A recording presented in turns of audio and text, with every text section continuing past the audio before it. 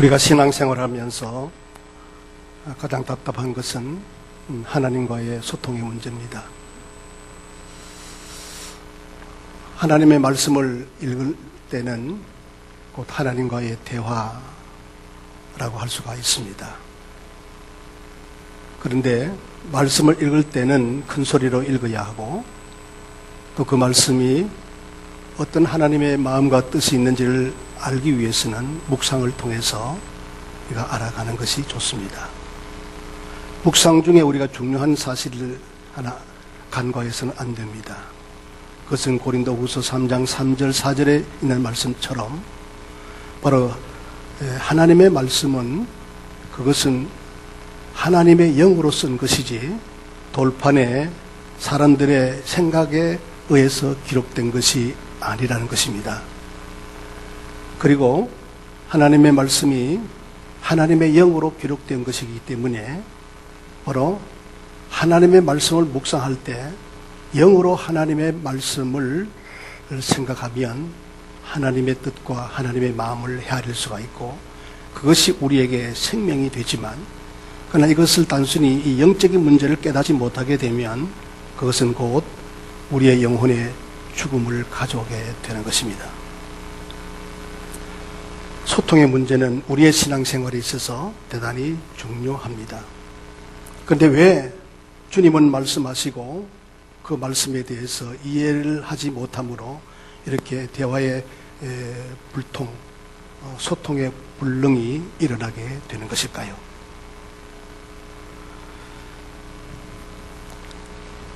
우리는 성경을 통해서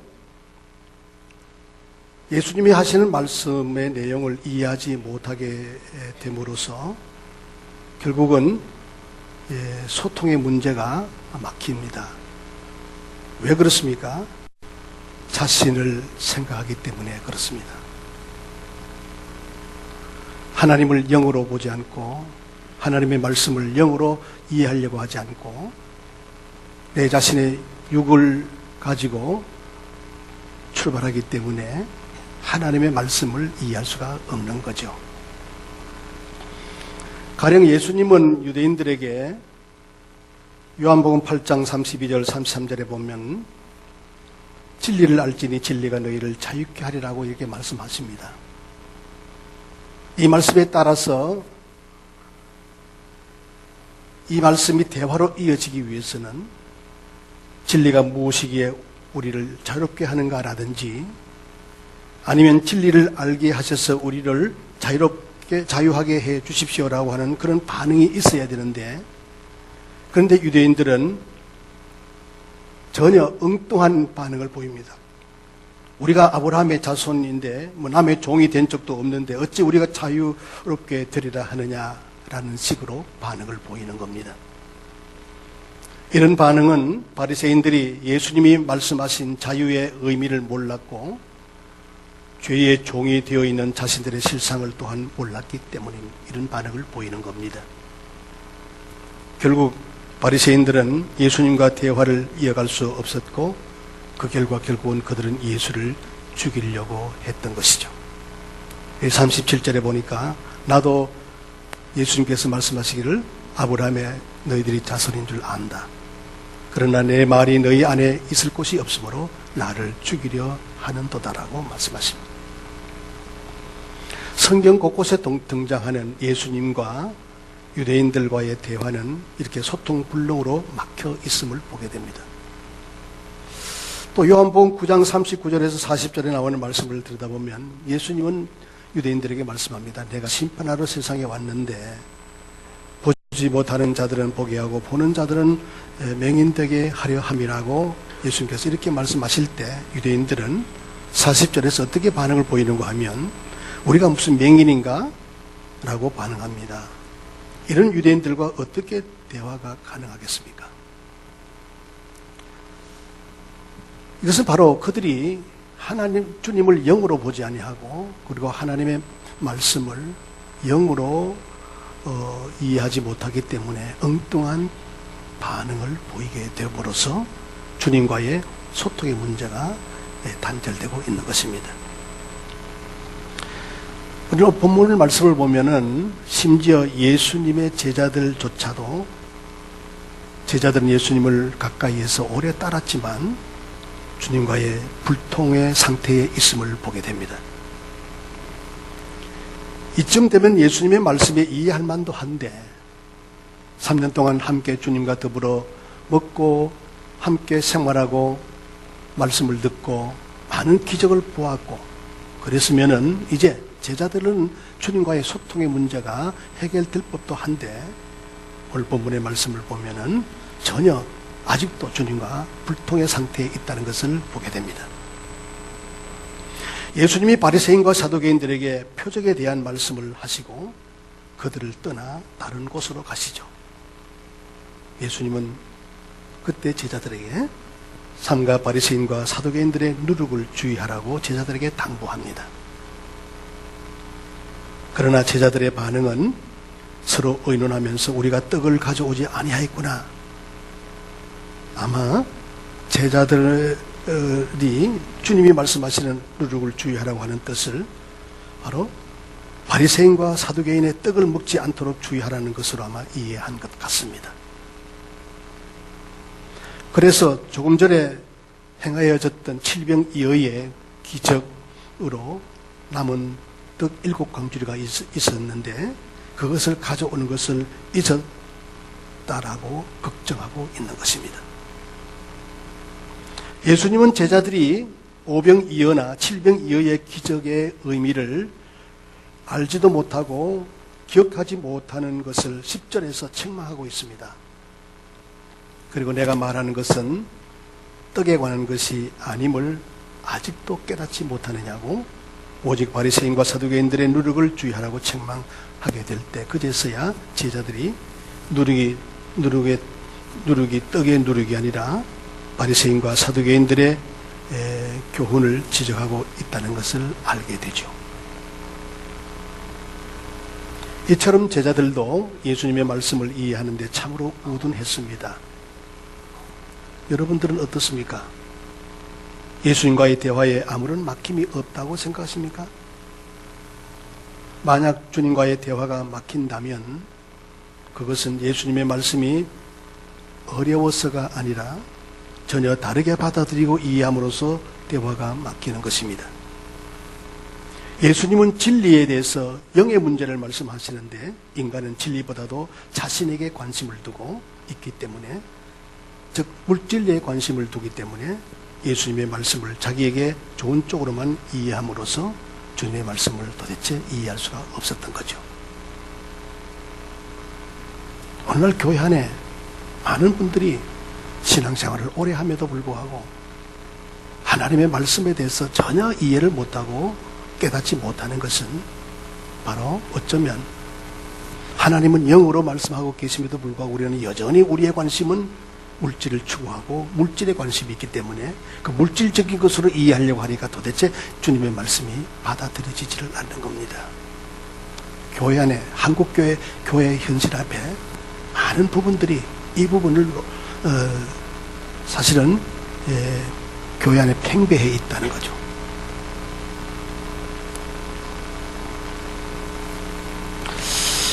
오늘 말씀을 통해서 우리가 생각해야 될 것은 기적의 한계라는 것입니다. 제자들은 기적을 통해서 주님이 어떤 분인가에 관심을 둔 것이 아니고 단지 기적 자체를 즐겼던 것 같습니다. 그래서 떡에 대한 말이 나오자 떡이 없는 자신들의 현실을 걱정하고 있는 것입니다. 아차, 그렇지. 칠병이어를 행하고 난 다음에 기적의 결과로 7광주리가 남았는데 그걸 가져올 것을 잊었구나. 그런 생각을 하는 것이죠. 예수님은 이러한 제자들을 믿음이 작은 자라고 책망하십니다.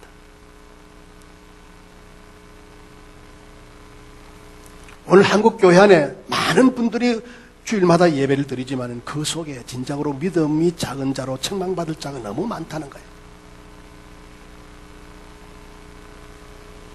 성경을 보면은 믿음이 적은 자로 책망받은 것은 어떤 경우입니까? 예수님은 믿음이 작은 자라고 책망을 여러 번 하셨는데 그런데 믿음이 작다는 책망에는 한 가지 공통점이 있습니다. 그것은 바로 현실적인 문제로 고민하거나 현실적인 문제로 걱정하거나 현실적인 문제로 두려워할 때입니다. 우리가 잘 아는 마태복음 6장 30절에 31절에 있는 말씀 보니까 주님께서 내가 내일 아궁이에 던져질 덜풀도 내가 입히지 않느냐. 그런데 왜 너희들이 의식주 문제를 염려하느냐 라면서 믿음이 작다고 책망하시죠. 마태복음 8장 23절 이하의 말씀도 보니까 바다에 큰 물결이 났습니다. 거기에 배 안에는 제자들과 예수님이 함께 타고 있었습니다. 그런데 그 물결로 인해서 배가 뒤집어질 것 같으니까 제자들이 그 현실을 보면서 주무시는 예수님을 깨우면서 우리를 구원하소서 우리가 죽게 되었습니다라고 했을 때 주님께서 믿음 없음을 책망하신 겁니다. 여전히 현실의 문제를 두려워하고 있는 제자들을 책망하십니다. 마태복음 14장 28절 이하에도 베드로가 물 위로 걸어오시라는 주님의 명령을 듣고 걸어갔었을 때 순식간에 현실을 보니 두려움이 왔습니다. 그 순간 물에 빠져들어갔습니다. 예수님이 다가오셔서 손을 들어 올리시면서 제자 베드로에게 뭐라고 말씀하십니까? 믿음이 적다라고 말씀하십니다. 베드로 역시 현실을 보고 두려워하고 있었기 때문입니다. 이처럼 믿음이 작다는 것으로 책망을 받은 경우는 모두 현실적인 문제와 연결되어 있습니다. 결론적으로 예수님이 누구신가를 알지 못하고 예수님이 나와 함께 지금 계신다는 것을 잊은 채 자신이 처해 있는 현실만을 바라보면서 염려하고 걱정하고 두려워한다면 그것으로 현실로 인해서 전전긍긍하고 있다면 그 모습이야말로 주님 앞에 믿음이 작은 자라고 책망받을 수밖에 없는 거죠. 제자들이 설사 예수님이 말씀한 누룩의 의미를 몰랐다고 해도 오병이어의 기적을 칠병이어의 기적을 체험했다면 적어도 떡에 대한 염려에서는 벗어나야 하지 않겠습니까? 오병이어로 5,000명을 먹이고 12광주리를 남겼고 칠병이어로 4,000명을 먹이고 7광주리를 남긴 놀라운 기적을 그들이 동시에 체험했다면 기적의 주인공이신 예수님과 함께 하시는 데에도 불구하고 떡의 문제는 해결되어야 하지 않겠습니까? 그런데 여전히 떡의 문제를 염려한다는 것은 어쩌면 예수님의 기적을 우습게 여긴 결과요. 그리고 주님께서 드러내시고자 하는 그 말씀과는 전혀 상관없는 짓들을 하고 있다는 겁니다.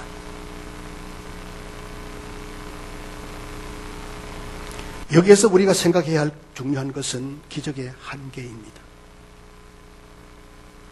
사람들은 기적을 좋아하고 기적을 체험해 보고 싶어하고 자신에게도 기적이 일어나 주기를 기대합니다. 그리고 기적을 체험하면 예수님은 더 잘 믿을 수 있을 거라는 생각을 갖고는 있습니다. 그런데 이것은 여러분 착각이에요. 엄청난 착각입니다.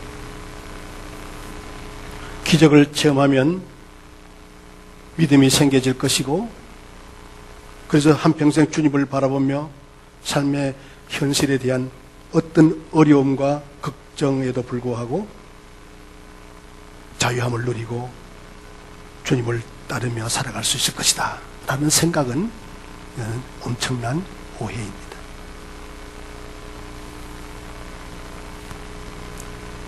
여러분들이 아침에 일찍 일어나서 오늘도 하나님 주님을 의지합니다. 모든 삶을 주님께 맡깁니다 라고 그렇게 기도하고 그렇게 살아감에도 불구하고 여전히 여러분의 현실 속에는 고난의 문제, 질병의 문제, 실패와 어려운 문제들이 여전히 다가옵니다. 그러면 고민하죠. 내가 주님께 모든 걸 맡겼는데 그런데 어떻게 또 이렇게 계속해서 고난과 질병과 고통과 어려움이 다가오는가. 이런 갈등 속에서 벗어나지 못하는 것들이 오늘 한국교회 대부분의 현실이라는 거죠.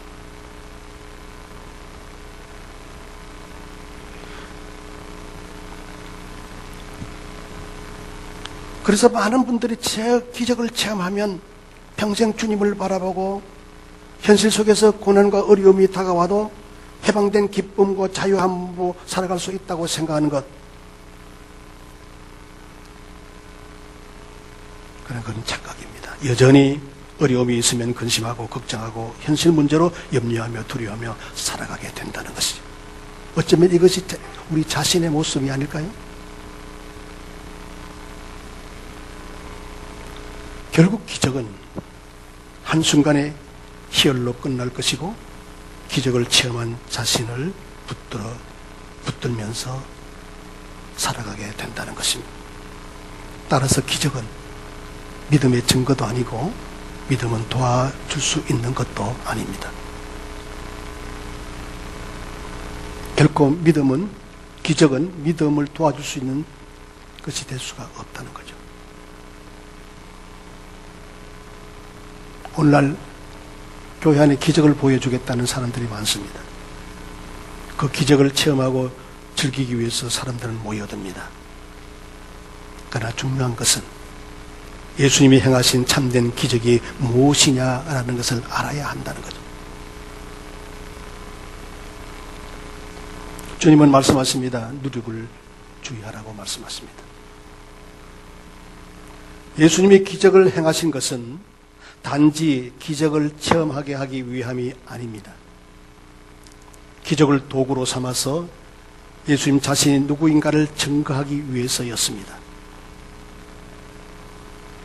만약 병고침을 받았다면 병이 나았다는 것이 중심이 아니라 살고 죽는 것이 죽게 달린 것임을 깨달은 것이어야 된다는 겁니다. 이 사실을 깨닫게 되면 살고 죽는 문제, 죽고 사는 문제로 더 이상 염려하지 않고 믿음의 길로 가며 믿음으로 살아가는 사람이 된다는 거죠. 제자들이 오병이어와 칠병이어의 기적에서 깨달아 했던 것은 떡의 문제가 예수님 안에서는 더 이상 염려할 것이 못 된다는 것이었습니다. 예수님이 현실에서 함께 하시는데 먹고 사는 문제로 염려한다면 믿음이 작은 자로 책망받을 수밖에 없는 것입니다. 성도에게 있어서 믿음의 힘, 즉 믿음의 삶을 살게 하는 원동력은 기적을 체험하는 것이 아닙니다. 예수님께서 그분이 도대체 누군가? 그분을 바로 알게 될 때, 깨닫게 될 때, 그것이 바로 믿음의 원동력이라는 것을 알아야 한다는 거죠. 바리새인들과 사두개인들은 좀 더 놀라운 기적을 보며 예수님이 하늘에서 오셨다면 그 증거를 보이라고 요구합니다. 그 기적을 보고 예수님을 판단하겠다는 겁니다. 그래서 바리새인들과 유대인들이, 사두개인들이 예수님에게 표적을 보여달라. 그때 예수님의 대답은 내가 표적 보여줄 게 뭐가 있냐? 표적을 보여줄 것이 있다면 요나의 표적밖에는 보여줄 것이 없다는 거예요.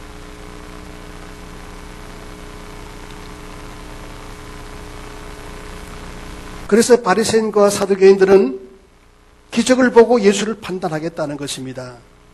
이것이 기적을 가지고 믿음의 여부를 판단하고자 하는 그들의 사고방식이었고, 이런 기적을 통해서 믿음을 가지려고 하는 사고방식이 예수님은 바리새인과 사두개인들의 누룩이라고 말씀하고 있습니다.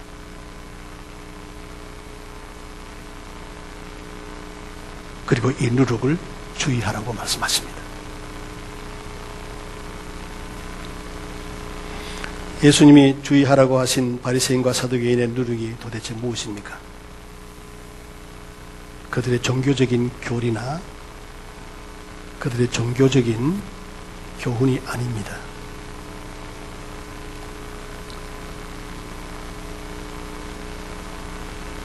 만약에 주님이 말씀하신 교리가 주님이 말씀하셨던 누룩이 그들의 교리였다면 어떤 문제가 발생합니까? 바리새인의 교리와 사두개인의 교리가 달라요.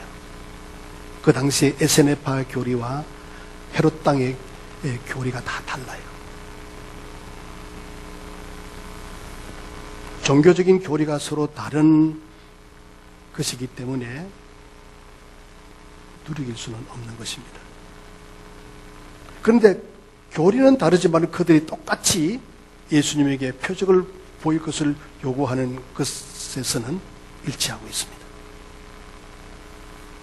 이유는 예수님이 하늘로부터 온 메시아라면 그 사실을 증명할 수 있는 하늘로부터 온 표적이 있어야 한다는 거죠. 그래서 표적을 보이라는 겁니다. 이것이 우리가 주의해야 할 바리새인과 사두개인의 일치된 교훈이요. 주님은 바로 이것을 누룩으로 주의하라고 말씀하십니다. 이들은 표적을 통해서 예수님이 메시아임을 확인하고자 했습니다. 왜냐하면 자기들 눈앞에 있는 예수라는 인물이 자신들이 원하는 일을 이루어줄 메시아로 인정할 만한 사람이 아니었기 때문입니다. 그들이 꿈꾸는 것은 다윗의 왕국의 영광이 다시 재현되어 로마로부터 그들이 정치적으로 독립하는 것이 그들의 현실이었습니다. 이러한 현실을 이루기 위해서 영웅과 같은 위대한 인물이 필요했고, 그래서 당신이 우리가 원하는 그런 인물이 맞는지 표적을 통해서 증명해 보이라고 하는 것이 그들의 의도였습니다. 이처럼 눈에 보이는 것을 근거로 삼아 믿고자 하는 것이 바로 주님이 말씀하셨던 바리새인과 사두개인의 교훈이요, 바로 주님이 말씀하신 누룩이라는 거예요. 우리는 이 누룩을 조심해야 된다는 것입니다.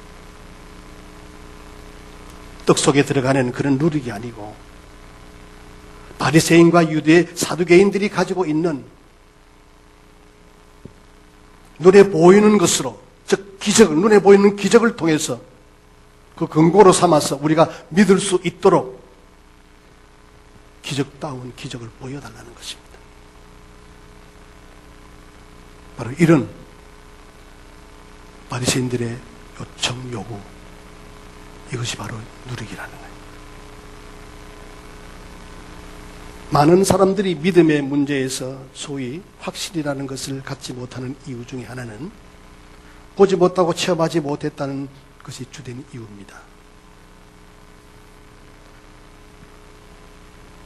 하나님이 나와 함께 계신다고 하는데 하나님이 나와 함께 계신다는 그 증거가 있어야만이 확신을 하겠는데 그 확신할 만한 증거가 없으니까 확신을 못하고 있다는 거죠. 그 신앙생활을 오래 하신 분들 중에서도 자꾸 눈에 보이는 어떤 체험적이고 기적적인 것만 계속 그걸 찾고 있습니다. 그래서 기적을 경험하고 눈에 보게 되고 그걸 체험하면은 믿음이 막 생기는 것처럼 생각합니다.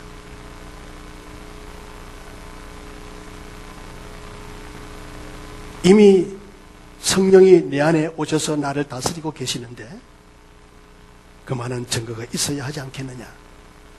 증거라고 할 만한 특별한 체험이 없기 때문에 성령님이 오셔서 나를 통치하시고 나를 다스리고 계심에도 불구하고 이 체험적인 것으로 근거를 삼으려 함으로 인해서 아직도 신앙생활에 희미하게 흔들려 있다는 겁니다.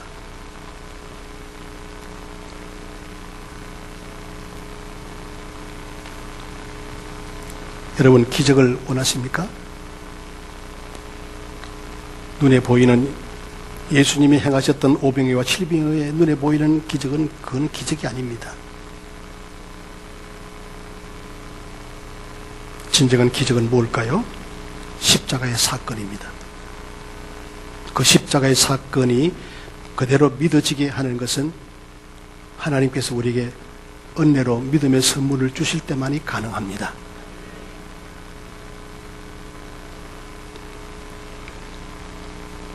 그래서 주님의 은혜로 내가 믿음을 가지면 주님의 십자가의 사건이 그냥 믿어지는 거예요. 죄인 땐 우리가 예수를 그리스도로 믿게 되고 피로, 예수님의 피로서 모든 죄가 용서되고 심판받아야 할 사람이 천국의 백성이 된 바로 그런 엄청난 사실을 믿어지게 되는 것입니다. 그러므로 여러분, 진정한 참된 기적이 무엇입니까? 어떤 눈에 보이는 기적을 자꾸 생각하고 뭔가 믿음의 확신을 가질 수 있는 어떤 체험적인 것들을 계속해서 요구하는 것이 그게 기적이 아니라 진정한 기적, 참된 기적은 바로 믿음의 선물을 받는 것입니다. 하나님의 은혜가 우리에게 주어진 기적 중에 기적인 줄을 믿으시기 바랍니다. 오늘 한국교회가 이것들을 놓치고 있어요.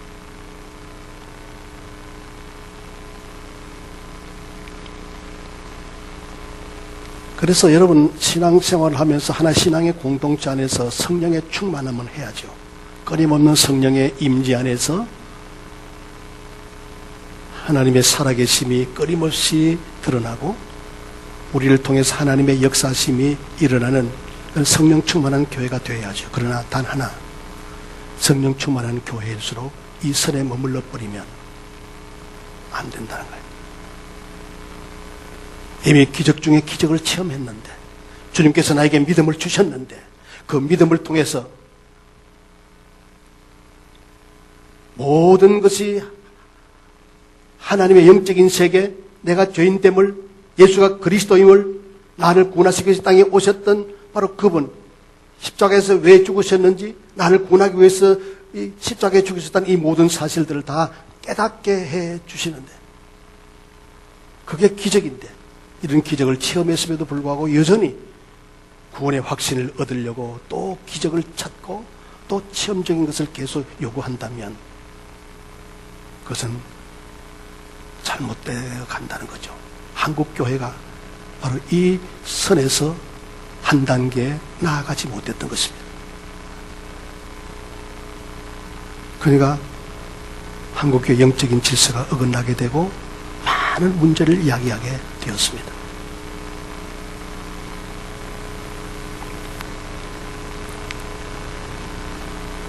주님이 주신 믿음으로 십자가의 사건이 모두 믿어지게 되는 것입니다.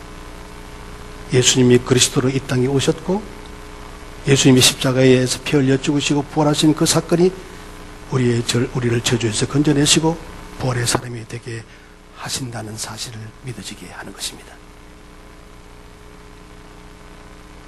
성도는 바로 이런 믿음으로 인해서 감사할 수 있고 이런 믿음으로 인해서 기뻐할 수 있고 그리고 평안을 누릴 수가 있는 것입니다. 좀 더 쉽게 말씀드리면 믿음의 본질은 내가 어떤 기적을 보고 무언가를 체험하면 자꾸 믿음이 생겨지고 그리고 믿음이 확신한 자리에 거하게 되고 뭔가 믿을 수 있는 확실한 증거가 될 거라고 생각해서 자꾸 체험적인 것으로 가고 계속해서 기적을 요구하게 되는데 여러분 그것은 믿음의 본질이 아닙니다. 예를 들어서 아침에 하나님을 의지합니다. 하나님께 모든 것을 맡깁니다. 하고 나오지만 우리의 현실은 여전히 고난이 오고 질병이 오고 어려움이 다가오잖아요. 그러면 그 고난과 그 현실 앞에서 여러분을 하나님께 감사하고 하나님을 찬양하고 샬롬 평안함을 유지합니까? 그렇지 않잖아요. 단순히 하나님을 의지하고 하나님께 모든 걸 맡깁니다 라고 하면서 내가 무언가를 내가 행했기 때문에 무언가를 보았기 때문에 무언가를 체험했기 때문에 그래서 하나님께서 내 모든 삶을 책임지실 것이다. 그런데 실상은 내 삶에 고난이 왔었을 때 그 고난 앞에서 여러분들이 감사하고 하나님을 찬양하고 편안한 마음을 유지하십니까? 아니잖아요. 아닌 분들이 많죠. 믿음의 본질은 내가 기적을 보고 더 믿음을 가져서 하나님을 의지하고 하나님께 맡기야겠다는 것이 그게 믿음의 본질이 아니고, 진정한 믿음의 본질은 나를 구원하시는 하나님의 구원에 근거하여서 나에게 어떻게 행하시는 주님을 보는 게 믿음의 본질입니다. 잘 들으십시오. 기독교의 믿음의 본질을 모르는 분들은 믿음의 본질은 어떤 기적을 체험하고 어떤 무언가를 체험함으로써 믿음이 생겨질 것이고, 그 믿음을 가지고 환경을 이기고 모든 것을 이겨내고 주님을 따를 것이라고 생각하지만 고난이 오면 금방 무너집니다. 그러나 이게 믿음의 본질은 아니에요. 믿음의 본질은 하나님이 주신 은혜 안에서 믿음을 가져보니 깨닫는 것이 하나 있습니다. 하나님께서 태초에 나를 창조하셨고 하나님의 나에 대한 계획이 있고 그 계획에 따라서 이 땅에 오셨고 나를 살리기 위해서 십자가에 죽으셨고, 그래서 나로 하여금 죽음을 이겨 나도 부활할 수 있도록 하시기 위해서, 영생을 주시기 위해서 주님께서 십자가의 고난을 당하시고 그리고 죽으셨다는 사실을 깨닫는 거죠. 그러면 지금도 주님은 나를 구원하시는 하나님으로 이 땅에 오셨다면 나를 구원하시는 그분을 바라보는 겁니다. 이게 믿음이 없이는 안 믿어져요. 기적으로 믿어지는 게 아니에요. 체험으로 믿어지는 게 아닙니다. 믿음의 본질은 하나님이 태초부터 나를 창조하셨다. 내게 구원의 계획이 계시다. 그 구원의 계획에 따라서 나를 구원하시려고 이 땅에 오셨다. 오셔서 나를 지금 구원해 주셨다. 지금도 구원의 완성을 위해서 진행해 가고 있는 과정이다. 그래서 나를 구원하시는 그 주님의 손길을 보는 것, 나를 구원하시는 그 주님을 보는 것, 그게 진정한 믿음입니다. 그러면 보십시오. 믿음의 구원의 과정에서, 나를 구원하신 주님의 구원의 과정에서 때로는 고난도 주세요. 배고픔도 주세요. 질병도 주세요. 아픔도 주세요. 그러나 그것이 나를 구원해 가시는 주님의 구원의 과정으로 본다면 그것이 믿음의 본질이기 때문에 성도들이 이런 믿음을 가진 자들은 고난이 와도 실패해도 넘어져도 배고파도 그 고난 속에서 주님을 찬양하고 주님께 감사하고 평안함을 유지할 수가 있는 것입니다.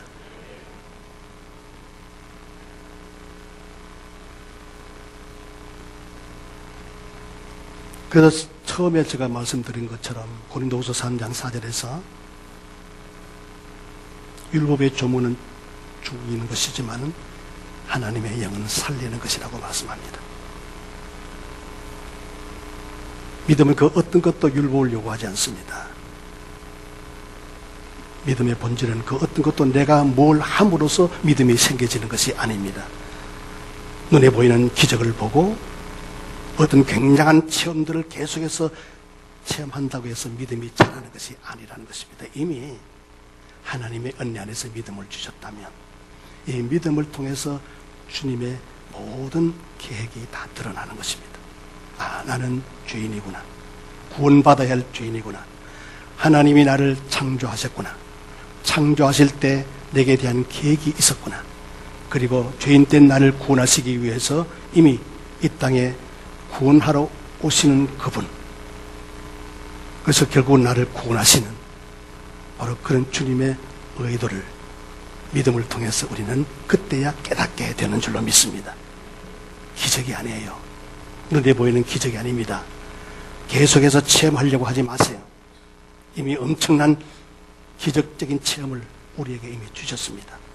하나님은 우리를 구원해 가십니다. 그래서 사도 바울의 신학은 이미 하나님께서 나를 구원해 가시는 과정에 있다는 거예요.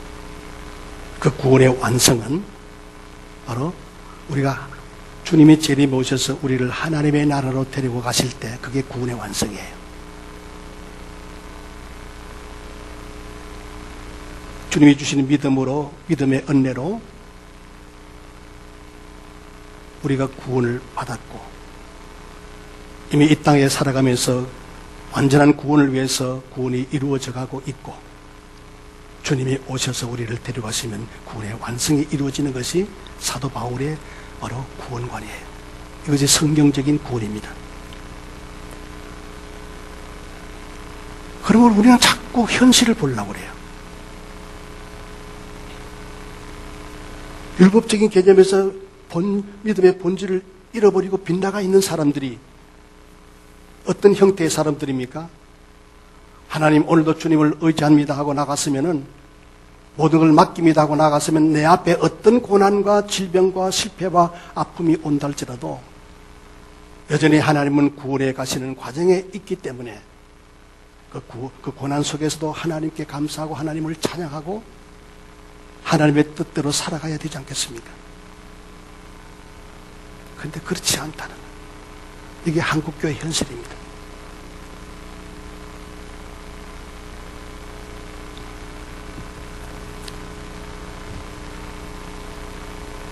오늘 설교는 마태복음 17장을 가지고 말씀을 나눠야 되는데, 지난 주일에 16장 교회론을 말씀드리면서 오늘 다시 아직도 깨닫지 못하느냐고 하는 이 본문을 가지고 제가 말씀을 드리는 것은 너무나도 중요한 믿음의 본질을 우리에게 말씀해 주고 있고, 아직도 한국교회 많은 분들이 이 믿음의 본질을 잘 못 착각하고 있다는 것 때문에 제가 하나님 주신 마음을 가지고 나눈 것입니다. 이미 토요일 날 어제 우리 스태프들 예배, 직원 예배 드릴 때 시편 126편에 있는 말씀을 가지고 이 메시지를 전했어요. 믿음의 본질은 내가 믿음을 갖는다고 믿음이 가져지는 것도 아니고, 기적을 본다고 해서 믿음이 새겨지는 것도 아니고, 그리고 참으로 많은 사람들이 기적을 체험했다고 해서 체험 그것이 믿음을 나로 하여금 키워주는 것도 아니라는 것입니다. 우리 그걸 보잖아요. 엄청난 기적들이 교회에서 수없이 일어나지만 그때뿐입니다. 돌아서면은 또 원래 자리로 돌아가잖아요. 근데 믿음의 본질은 주님이 주신 믿음 안에서 믿음의 눈을 가지고 세상을 보니 하나님은 구원자시고 나를 구원하시기 위해서 이 땅에 오셨고, 그래서 나를 구원해 주셨는데 지금도 주님은 나의 구원을 완성을 위해서 끊임없이 구원의 과정을 거쳐간다면, 참된 믿음의 본질을 가진 사람들은 고난 속에서도 구원해 가시는 주님의 손길을 바라보면서 나를 구원해 가시는 과정으로 보면서 지금의 고난을 원망과 불평으로 흔들리지 않고 주님을 찬양하고 주님께 감사하고 샬롬의 마음을 유지하게 되는 것입니다. 우리 신세교회 모든 성도들은 이런 믿음의 본질을 가지고 살아가는, 고난이 와도 그 고난 속에서도 주님을 찬양하고 감사하며 평안을 유지할 수 있는 그런 은혜가 여러분 모두에게 있게 되기를 주의 이름으로 축복합니다. 기도하십시다. 하나님의 은혜에 감사합니다. 주님이 주신 믿음으로 세상을 보니 하나님은 살아계셔서 나를 구원하시기 위해서 이 땅에 오셨고, 오셔서 나를 구원하시려고 십자가를 지셨고, 나를 구원하시기 위해서 믿음을 주신 줄로 믿습니다. 우리를 향하신 주님의 구원의 완성은 주님이 오실 때 완성되어질 줄로 믿습니다.